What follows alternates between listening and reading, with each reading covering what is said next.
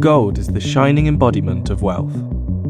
Not only is it used to make expensive products, but it's also used to add extra bling to luxurious items, from smartphones to supercars, and even beefsteaks.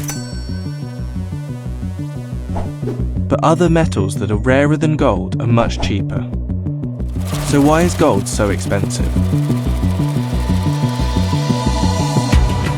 Scientists believe gold arrived on Earth after the collision of two neutron stars in space forged gold atoms together into meteorites, which crashed into Earth about 3.9 billion years ago. Over millions of years, Earth's bubbling hot core forced gold nuggets towards the surface. Gold flakes have been found in Paleolithic caves, estimated to date back roughly 40,000 years, marking the first known instance of human contact with the material. But what exactly is gold? Gold is a relatively rare metal, with lots of versatility. It's highly malleable, meaning it can be deformed or changed without fracturing the material. But what distinguishes it from other useful precious metals is its totally unique bright yellow appearance. These factors give gold many practical and superficial uses on Earth. If you're a bride, gold is the perfect embodiment of love and emotion.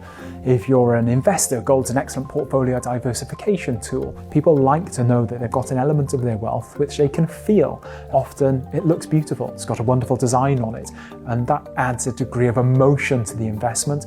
And if you're a manufacturer, if you're someone making smartphones or tablets, gold is an element with the symbol AU and the atomic number 79, viewed as the most noble of all of the noble metals. It's a perfect material for conducting electricity, and it doesn't corrode, it doesn't rust, so it's great to have in your product.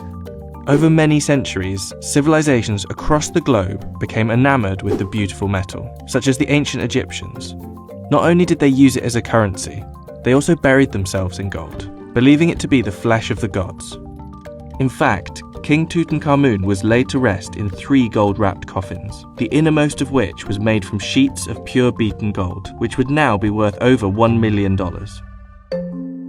In 1792, the US Congress passed the Coinage Act, which established a fixed price of gold to US dollars. Over the next century, gold mining captured people's imagination during the Great US Gold Rush. The first was in 1799, after 12-year-old Conrad Reed discovered a huge 17-pound gold nugget on his family's farm in North Carolina.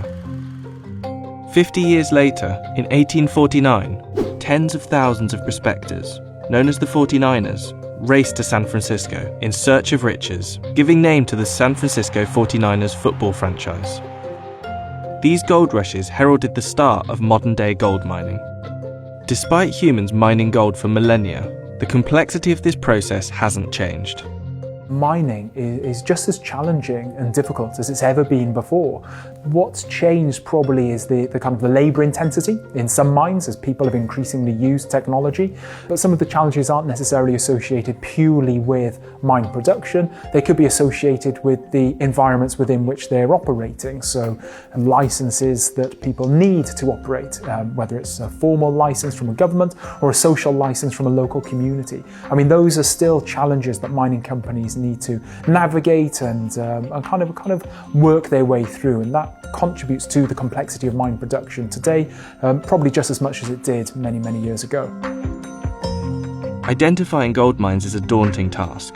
It can take up to 10 years for geologists, chemists, and engineers to examine a potential site, and even then, the likelihood of a mine being developed into a productive gold mine is less than 0.1%. Only 10% of these sites contain enough gold to justify further development. But above ground, gold is everywhere. On our fingers, around our necks, and even in our mouths. Gold is used in medicine, architecture, and almost every electronic component.